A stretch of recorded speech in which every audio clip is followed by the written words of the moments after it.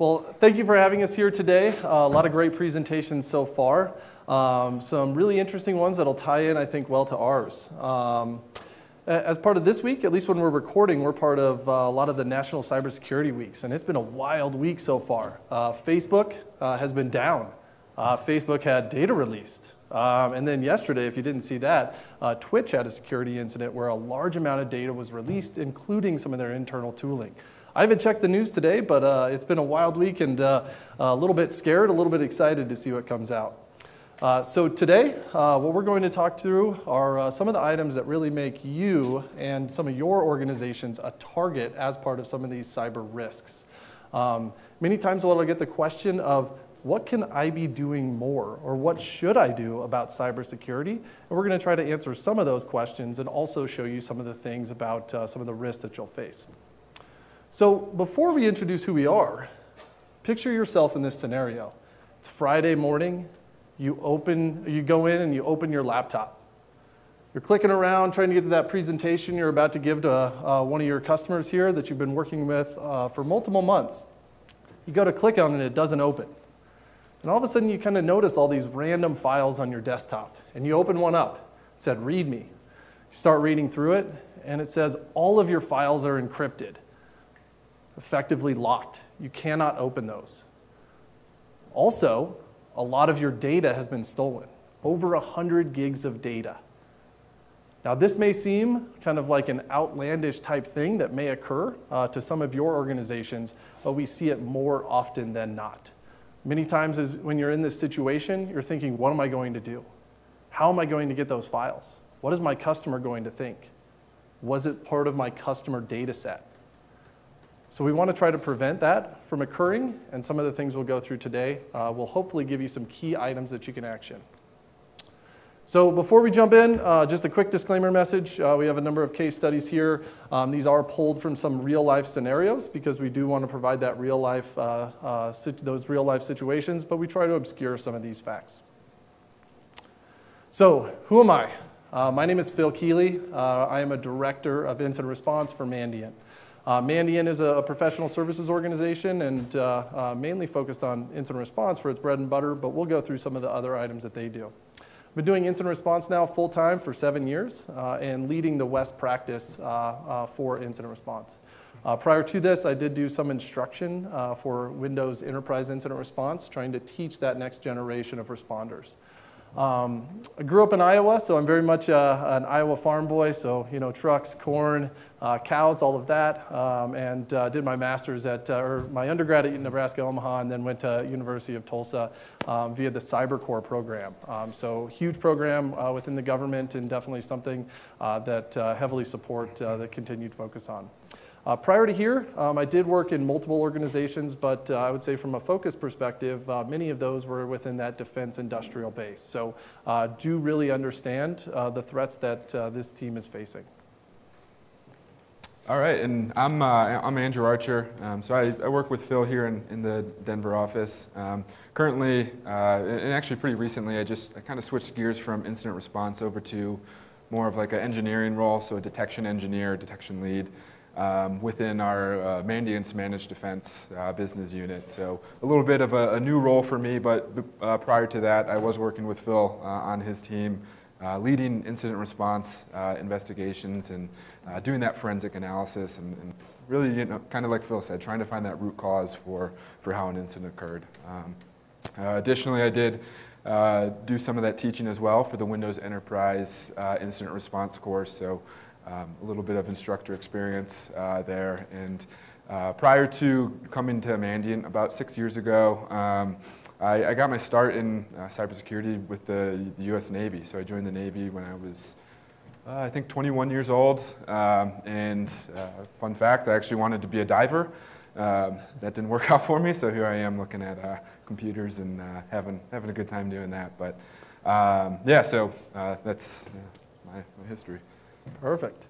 Well, many of you know who Mandiant is, but for some of those that do not, we do security consulting services. We've been doing this now for over 17 years, and we really codified what that Advanced Persistent Threat, or APT, threat actor is.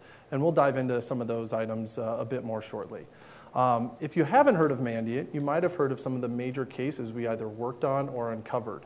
So earlier this year, there was a pretty large ransomware incident for a lot of organizations via remote access software called Kaseya.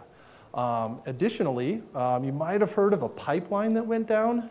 We also helped Colonial Pipeline with some of their response and recovery as part of a ransomware incident. But last year, I would say probably the biggest one that really shocked the security community was related to our own security incident, and breaches are inevitable, unfortunately, but really uncovered a global espionage campaign that was really kind of focused on SolarWinds at the core of it. And we'll go through some of the items that we learned from that today. Now, many of you may not hit the headlines if you do have a breach like this, just based on some of the data you may have or the size of your company. So, although I highlighted these, there's many back page stories or even organizations that do have security incidents that just don't make the news. And we want to try to help you not make the news and not have that security incident. So some of the goals, we do want to provide some of those high-level overview of the threat actors and that threat landscape that you will face today. As part of that, we will provide some of the intel into some of the risks targeting small businesses. Some of these items, or maybe all of these, your organization may have in place today. So this may provide some validation on things that you're doing. Conversely, you may have a lot of to-dos out of this. Finally, first, and I would say lastly, what I hope you leave with is a better understanding of some of those threats and those risks to try to add additional security controls, whether technical or operational. Yeah, so as promised, or as Phil just mentioned, we're going to start off just talking about today's threat groups. So who's out there? Who are the threat actors who are out there who we're tracking? So at Mandiant, we typically kind of divide these up into 3 different buckets or 3 different categories. So the first one up there on top is our financial threat groups, or we call them FINs, and we usually give them a number. So to date, actually 12 is the new number. So we have 12 FIN groups. We just learned about that one this morning at CDS, actually. So, and so these threat groups are generally, their motivation is strictly financial gain. So they'll infiltrate their way into a customer's environment, or a victim's environment, rather, and they'll try to find ways to make money off of having access, whether that's through ransomware and extortion, which we do bucket those or add those to our financial or FIN group buckets, as well as historically we saw a lot of credit card fraud, so trying to access those PCI environments for access to that credit card data. You can steal that credit card data and either remake new cards or use those for online payments or e-commerce sites, things like that. And then lastly, and the last one that we'll talk about is kind of like that accounts payable. A lot of times this is related to what we would call like a business email compromise. So you have a threat group that accesses maybe an Office 365 tenant, and they can redirect some of those payments for your company to an attacker-controlled bank account. So those are our FIN groups. In 2020, we did see 4 of those groups active. One of the most interesting things I think about tracking FIN groups these days is we're starting to see their tools and their techniques shift a little bit from, I think historically, they were a lot of times after that credit card information. And with chip and pin and some of the new security controls that are in place with those environments, we've started to see those TTPs, if you will, shift towards maybe that ransomware type activity. So the next group that we kind of bucket is, or that I'll talk about, is the APT, or the Advanced Persistent Threats. And so a lot of times these are groups that are usually backed by a nation-state government. A lot of times we think about Russia state-sponsored groups or Chinese state-sponsored groups. We have, I know within the 41 that we currently track right now, we have several that are attributed to China. We have a couple that are attributed to the Russian government. There's some Iranian threat actors, Vietnamese threat actors, and I think North Korea. Did I miss any? I think there might be a couple other ones in there. But again, these are groups that are generally backed by a nation state. They have a lot of resources, a lot of time, a lot of people to really fine-tune their tactics and fine-tune their ways into an environment. And most of the time, these groups are focused on that targeted data theft, looking for that intellectual property. And then the last group here, this is our biggest bucket, so our UNC groups are uncategorized. And so the way we kind of describe this is these are clusters of activity, and we'll talk about a couple of UNC groups specifically within the next the rest of the presentation. But generally, these are financially motivated groups or APT groups, but we just don't have enough information to attribute them to an APT or a FIN group. So as you can see, the numbers here are pretty large. In 2020, we had over 200 that were active and track over 600 in total. And a lot of times these groups get graduated into a FIN group or graduated into an APT group as we get more and more information on their activities. So those were our threat actors. So who are they targeting? And so that's kind of what we'll talk about next. So the top industries under attack here, we have the top 5 listed out on this slide. And what's interesting about this is these top industries, they don't actually change too often year over year. We kind of keep seeing these industries under attack. And what I find interesting about these is as you go through them, you can kind of determine just based on the industry which type of threat actor is generally going to be targeting them. So if you think about business and professional services as well as healthcare, there's a lot of data at stake there that could be used in some sort of extortion. So a lot of times we see those ransomware, those FIN groups really getting access to those types of environments. The next two, retail and hospitality and financial, a lot of money moving around in those environments. So again, targeted by our financial threat groups. And then the last one, high technology, generally a lot of intellectual property, information that might be valuable to a foreign government. So this is generally where we see our APT or advanced persistent threat groups kind of hanging out.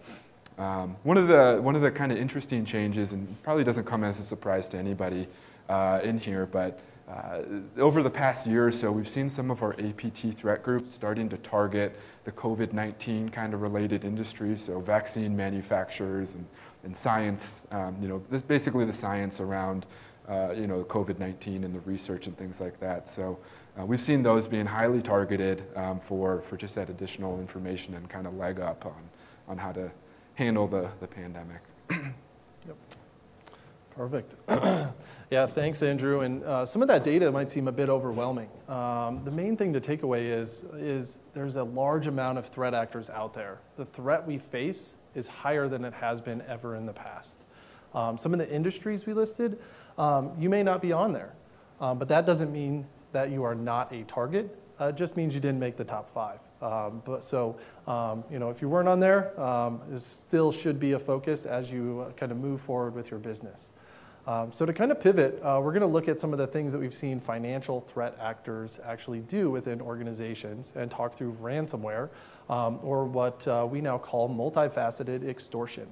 So ransomware, if you're not familiar with it, it's got its humble beginnings in kind of single system encryption, which is essentially, again, effectively locking those files on that system to prevent accessing those.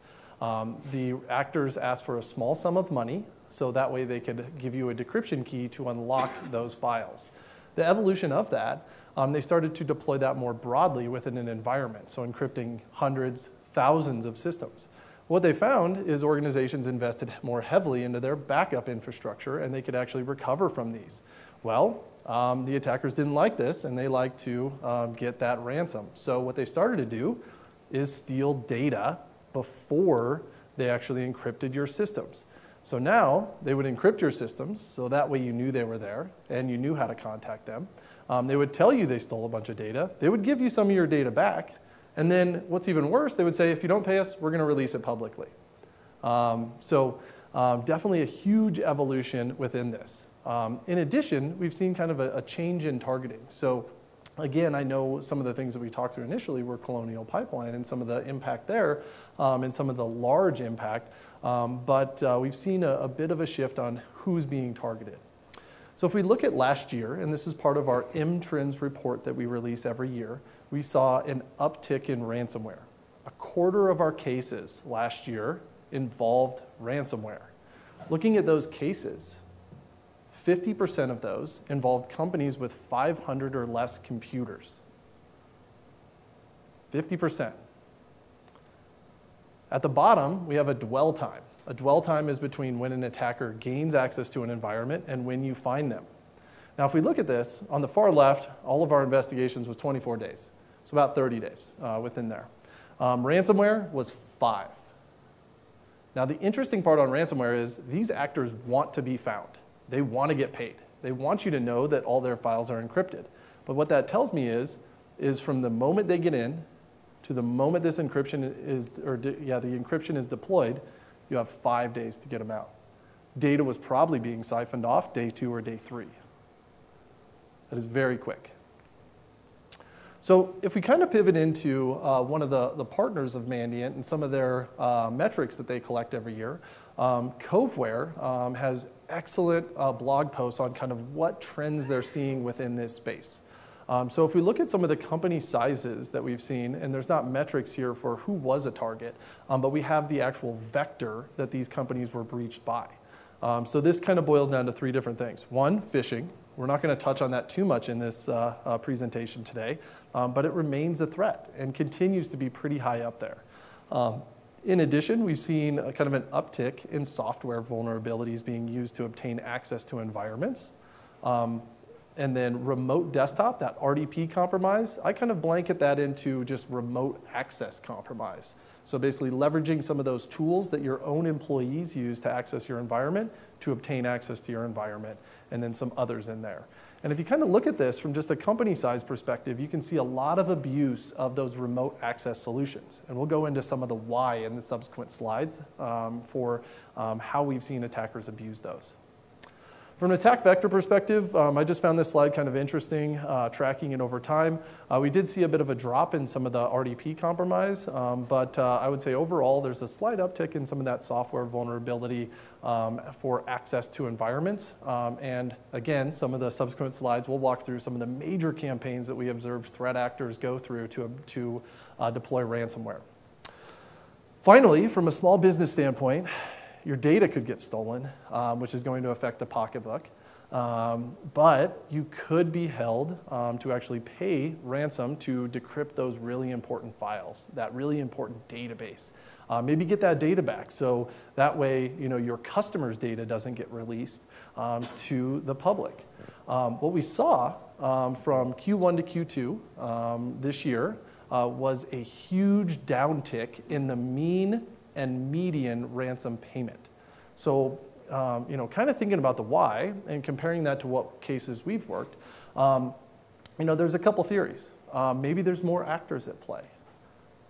Maybe the types of organizations that are being targeted changed. So the attackers had maybe kind of a different amount of financial leverage based on what folks could pay. So that average dropped almost 38%. But then the median, as you track that over all cases, dropped heavily. And you were still looking at $50,000, which isn't a trivial amount, but probably quite a bit less than many of you may have thought. And some of that, I think, is due to targeting small business. Now, part of this and part of the insight that we do have into threat actors is part of our victim notification program. Being one of the folks that completes these for Mandiant, what we do is we'll proactively reach out to organizations if we have intelligence that indicates an imminent threat against organizations. And many times, these will be ransomware threat actors. And I would say as part of this program, it's really hard to find kind of POCs at organizations and how to contact individuals to actually give them this data and have them trust you as part of this. So kind of think about that. If somebody reached out to you, how would they figure out who to reach out to? How would you vet them? How would you kind of engage with them, if at all? Because many times the FBI, Mandiant, other security companies are kind of doing this more and more as you have that specific purview into items. But what we saw from this was indiscriminate targeting. We saw large data sets related to vulnerable edge devices, showing what devices were vulnerable and maybe passwords dumped from all of those. So they had target lists. We saw them working through these lists and notes being created within their infrastructure saying, multi-factor in place, or a specific note indicating, yep, we ransomed this organization. And we were kind of in a race against time trying to notify these organizations to prevent this from occurring. So definitely a huge uptick and definitely use of these data sets. So, why is that important from just kind of a ransomware standpoint? So some of the things that we've seen are just the continued use of passwords and either exposed passwords or other items to obtain access to environments.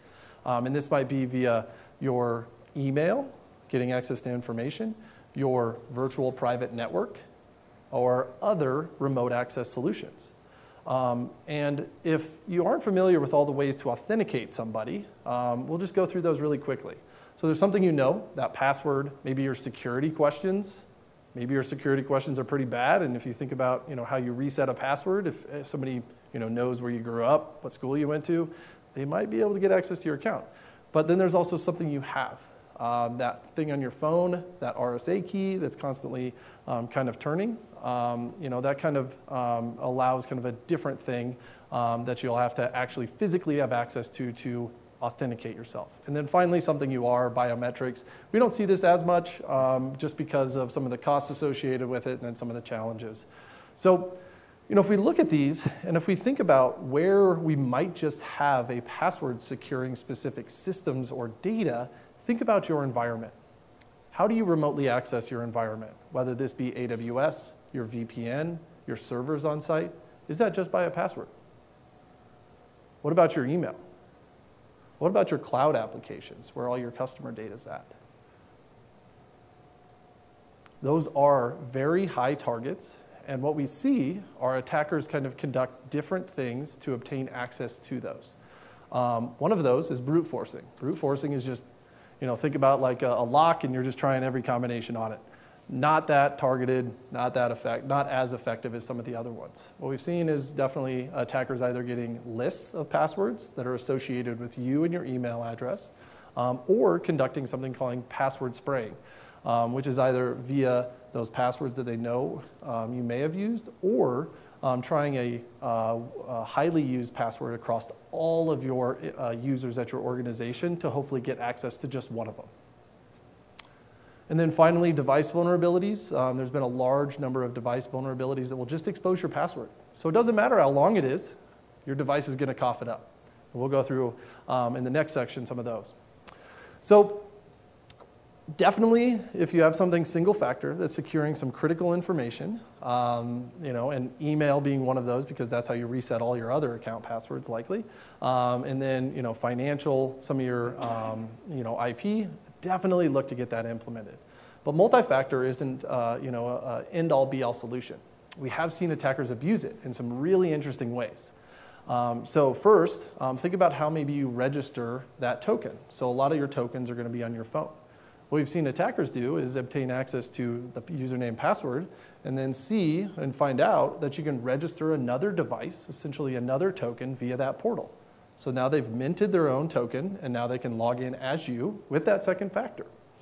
We've also seen attackers push a lot of notifications. So what they'll do is they'll take and log in with a known username and password, and then that might push something or send a call to your phone that you have to approve or deny. And what we saw is attackers would push that out a ton of times, and the users would be like, well, what the heck? What am I doing that I need to approve? And they'll just finally hit approve because they think it's related to some of their activity, and they want it to go away. So we've seen users approve those. And then we've also seen attackers abuse systems that are maybe not subjected to MFA as well. So think about those systems as well as specific accounts in your environment that may not be subjected to those. So kind of pivoting, there was a lot of research last year on passwords and what passwords were most common. Now, if you look at kind of that far left side, or right, the top 10 passwords are pretty bad. Basically, the first one is that 1, 2, 3, 4, 5 through 1 to 0. These may not even work within your environment, right, based on your password complexity. So not going to spend a ton of time there, but these are still in use. These are still people creating passwords and using these passwords. And these are people probably in your environment. Now, more common than not are the complexity standards that really force users to get a little bit creative. However, we're not as creative as we think. And we see a lot of themes across passwords. names. Your name, your kids' names, your wife's names. Sports teams. We had somebody in New York. Guess what their passwords were? Yeah, Giants, maybe, I don't know. Yeah, exactly. See, nobody knows in here. Sorry, sports are a bad one. But anyways, yeah, everything was kind of related to the local football team. Internationally, in the UK, we had one. It was all related to the local soccer team. So pretty interesting there. We see a lot of food, a lot of dates, so day of the week, months, years, maybe the seasons. So just kind of some things that we've seen quite a bit. Fall 2021, that is a very standard password across the board. Maybe that doesn't actually fit your password policy. It's not long enough, it doesn't have a special character. Well, shoot, let's just throw an underscore in there and call it autumn. And then maybe, shoot, let's throw that exclamation point at the end. Now, hopefully, somebody that's listening to this, I didn't just guess your password. There is a non-zero chance of that, though. Now, as part of this exclamation point at the end, we see a lot of the anchoring for those special characters. So exclamation point at the end, exclamation point at the beginning. Something else that was kind of comical that I found was 7% of passwords that were released had curse words in them.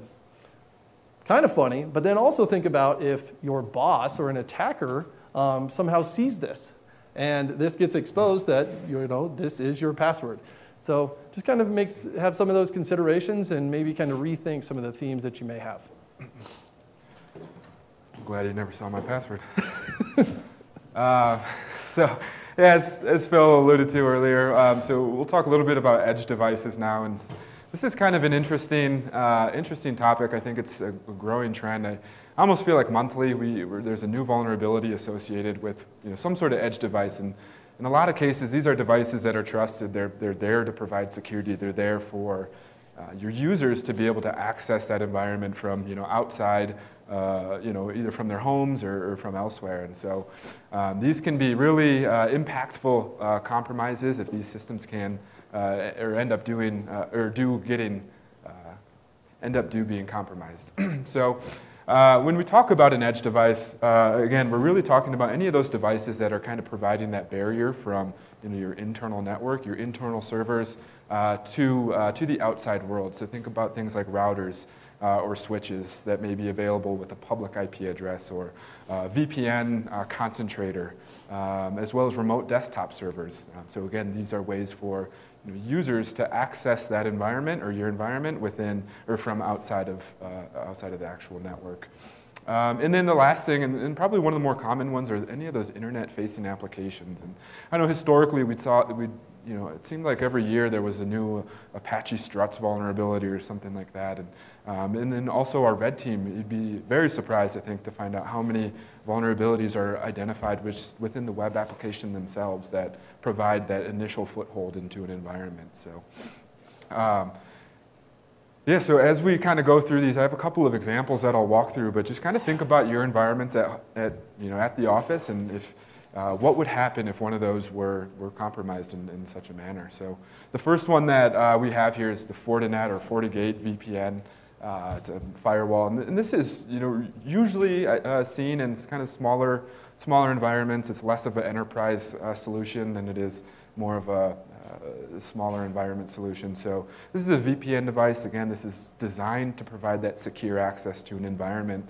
And in 2019, we saw, there was a vulnerability that was released I believe with proof of concept code. So there was actually a code that was released to exploit this vulnerability built into some open source tools. And so but basically it allowed for an unauthenticated attacker to access different files on the file system of that device. And the way that this device was storing session data was in clear text. So if you browsed to that web session data, the attacker could basically see in plain text usernames and passwords, maybe IP addresses and things like that. And I remember specifically responding to or helping a customer respond to a breach where this was that initial infection vector. And one of the passwords that was identified was the domain administrator password. And so, as far as, from an attacker's perspective, if you could define an easy button, this would be defining the easy button, just being able to log in through the VPN as a domain administrator, which would likely allow you to log in straight onto that domain controller and generally have full access to the rest of the environment. The next one, Microsoft Exchange. So again, these have been in the news. These vulnerabilities have been in the news quite a bit recently. So back at the beginning of the year, we had kind of a CPE or a protection event, if you haven't heard that term before, called Proxy Logon, and then more recently in July, called Proxy Shell. So we don't need to get into the details of exactly what these vulnerabilities do, but one of the things that I like to kind of highlight is you can see there's a number of vulnerabilities up on the slide, and basically these threat actors were chaining together different vulnerabilities. One that might allow remote execution, one that might be a privilege escalation, and in this way they were able to fully compromise an Exchange server. And these were specific to on-premises Exchange environments. And so that kind of limits, the impact a little bit. But if you think about how many companies or how many environments leverage Microsoft Exchange, it's pretty easy to see the impact of being able to compromise from an unauthenticated, attacker outside of the environment. The impact of that is pretty substantial. And both of these vulnerabilities basically gave the ability for an upload of generally a web shell, and that would be uploaded as the system user. And so for those of you that may not be super familiar with what that user is, it basically allows you to do whatever you want on that server. And a lot of times what we saw with that access was the dumping of credentials. So accessing different places in memory where credentials might be stored.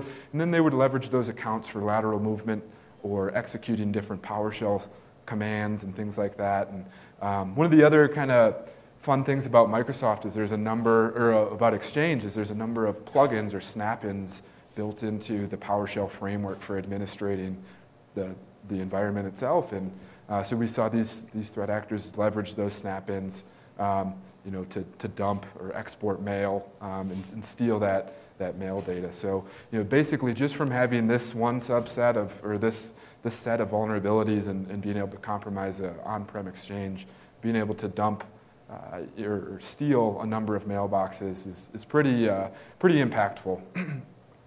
And then the last one that I'll talk through here is the Juniper Pulse Secure. And so this is another VPN device that we see pretty widely used. And this is generally used for a larger environment, kind of, again, more that enterprise type environment. And this one was, I remember helping out with this an investigation. And this was a Chinese-based threat actor that was leveraging this vulnerability. And basically their end goal was targeted data theft. But by being able to compromise the Pulse Secure server, they had access to, again, usernames and passwords, session data.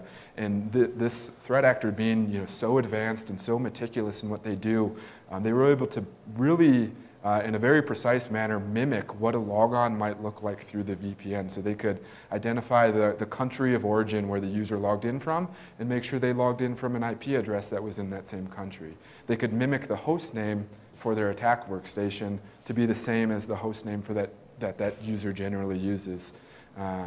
And again, establishing that foothold on a device like this, the visibility from a security standpoint generally on these types of devices is really low. It's very challenging to deploy maybe like an EDR type or endpoint detection and response type agent on it. So they're able to persist on a system like this for a long period of time, continuously get new passwords as they get changed over and things like that.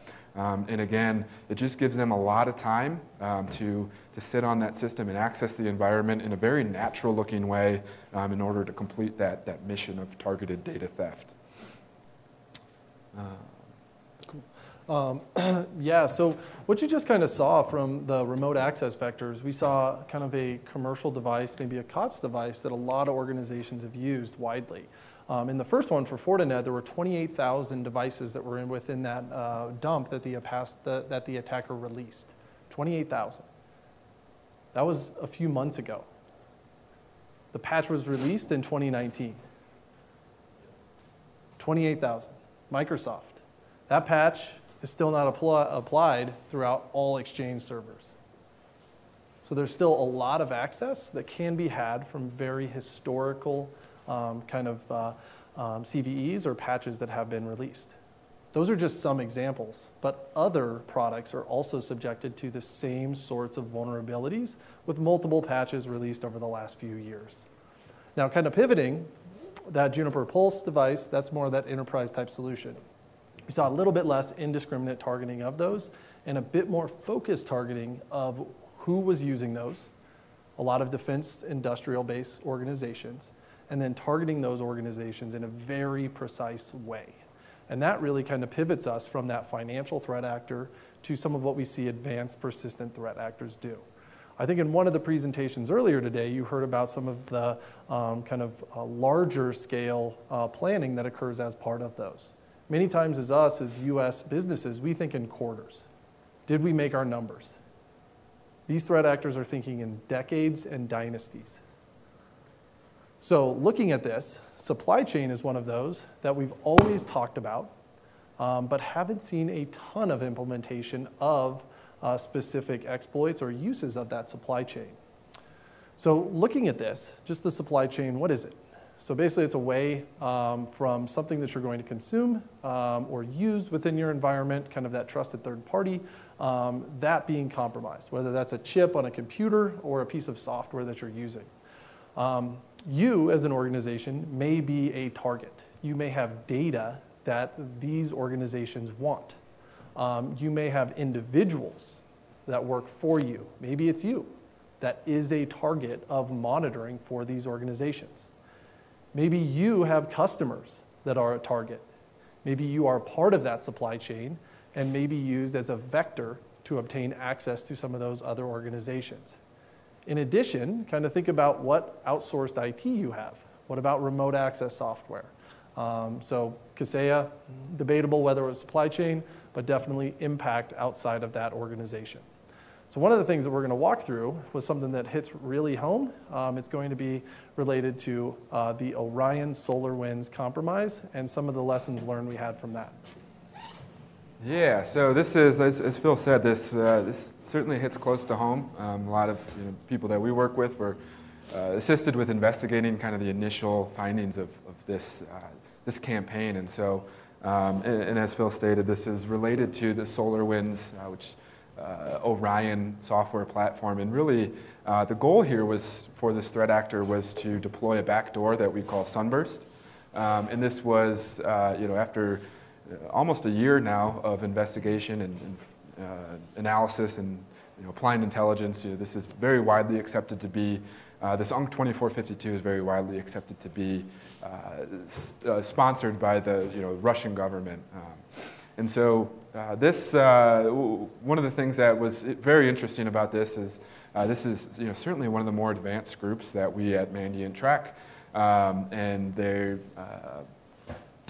and definitely, I would say, the most advanced threat actor investigation that I've seen in my professional career.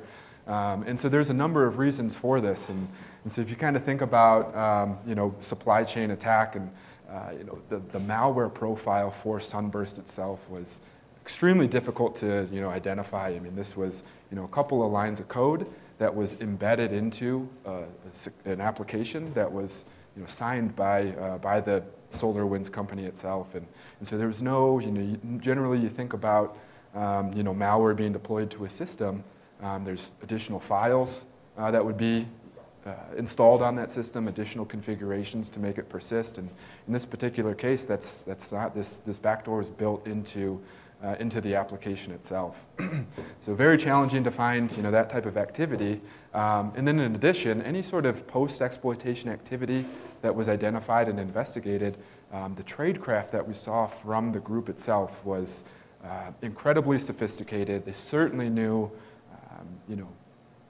typical IR practices, incident response methodologies, forensic artifacts, kind of understood, how those things might occur and what artifacts would get left behind, based on certain actions, and really made sure to try to cover up their tracks and make sure that stuff was really not going to be, findable. Really, I think after this investigation, it led a lot of security professionals to start asking questions about groups like this. How many other campaigns like this are occurring, will occur? Are we going to be able to detect them? How are we going to detect them? What needs to happen in order for something like this to be kind of prevented in the future? And so, I certainly don't have all the answers. I think, from my experience, One of the things that I try to keep in the back of my mind is, we did identify this. We were able to investigate it. Some of these threat groups are very challenging, but they still have to kind of operate within the bounds of reality and what's actually possible. So just ensuring that you have good modeling and good processes in place is really what's going to be kind of key, I think, to preventing anything additional like this to occur again. And so that's all great, and so they're super sophisticated, and this group is APT related, and but what made this such a big deal? That's part of the equation for that. But I think SolarWinds itself, if you think about what SolarWinds does, is IT monitoring and how big SolarWinds is. And I think there was some numbers that came out. They had over 30,000 customers, and then the impact of this was, basically SUNBURST was distributed via an update to that software platform, and over 18,000 customers had downloaded that update. So they were impacted or infected with that SUNBURST malware. So that's an enormous amount of access to basically the rest of the world, for this threat actor to do whatever it is that they want to do and collect the data that they want.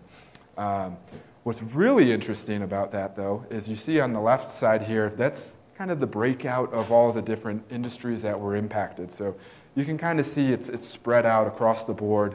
Really, nobody was. It's really just anybody who downloaded that security update was impacted by it. But as far as second stage payloads or second stage kind of post-exploitation activity, we only saw 3 industries that were impacted. In addition to that, we had that 18,000 number of customers that downloaded the SUNBURST backdoor. We were down into the tens of customers that actually we identified additional kind of hands-on additional payloads being deployed to those environments. So you can really tell. I think those numbers kind of speak for themselves to show how this threat group is very targeted. They're very disciplined in what they do. They have a specific mission in mind. And that's really all they're going to focus on. And that makes a very dangerous and a very difficult to track threat actor. So as far as the timeline of events go for the investigation, this coming up on a year ago in December is when it was initially discovered. But actually, this started a year prior to that. So in December of 2019 is the first time that UNC2452 gained access to the SolarWinds environment. And there was about a 5-month period in there. So February of 2020 is when we first see the SUNBURST backdoor injected or embedded into the Orion platform. So there's about 5 months in there where this threat actor was able to really do their due diligence on their reconnaissance, really identify what the build process looked like, and then go back home and code a backdoor that was going to fit seamlessly within the rest of that application. So you have that 5-month period there, and we did see there's certainly evidence of different testing methodologies and things like that within that 5-month period. So very interesting. Just kind of goes to show the precision that they executed this type of attack with. And then about a week later, I think it's February 27th, we see that command and control infrastructure stood up. So we start to see those domains get registered for the SUNBURST specific malware. So this is kind of when they're really starting to operationalize the campaign and likely starting to interact with the customers' environments that are impacted.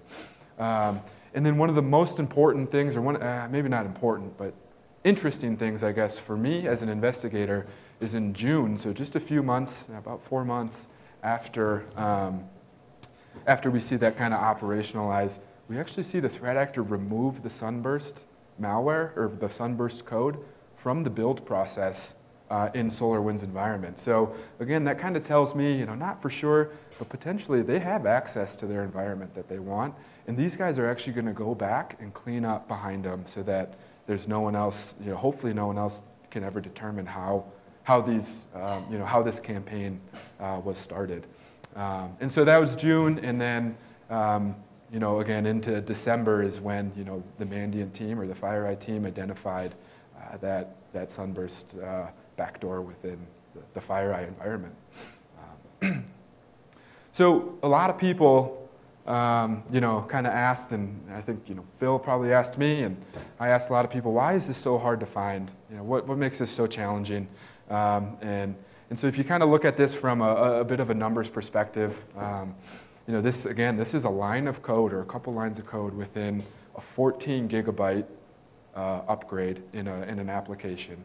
It's over 18,000 files, and even if you can narrow that down to the application itself, you have a number of different DLLs, a number of different executables that could be layered or that would be built into that package. And just inside of one of those DLLs, which is that business layer DLL that was impacted, there's 46,000 lines of code in there, 300 classes, 4,000 methods.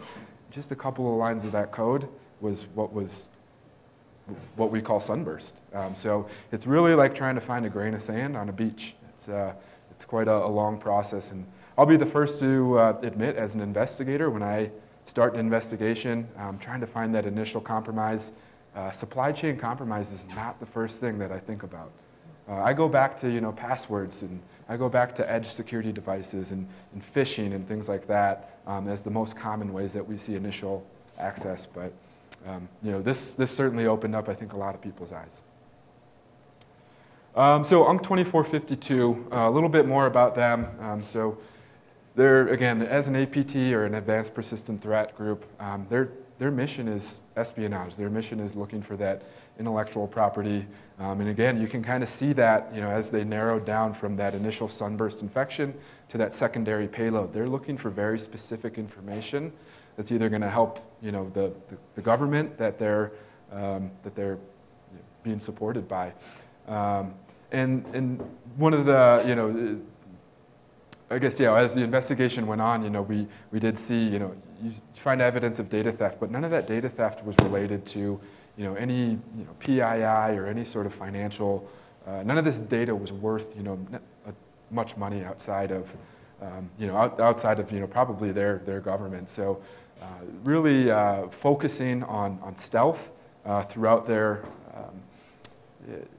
just throughout their campaign, and they did this in a number of different ways. And again, this was another group that matched host names with, as they accessed the VPN, they matched host names with the typical host name of the environment. They used methodologies that would overwrite forensic artifacts so that it became very challenging for an investigator to determine if this was a malicious piece of software or if it was a legitimate piece of software. They used malware backdoors that blended in perfectly with the environment. They leveraged existing ways to execute that malware in order to kind of stay stealth and underneath the radar. So one of the things that we like to do as investigators is kind of map all the actions that we see and that we're able to uncover, so all of the evidence, to what we call the attack lifecycle.